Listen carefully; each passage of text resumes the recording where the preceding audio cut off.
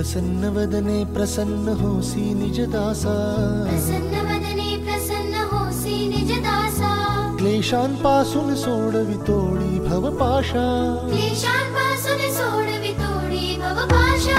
अंबे तुझ वाचून कोण पूर्वी आशा नरहरी तल्लीन झाला पद पंकज लेशा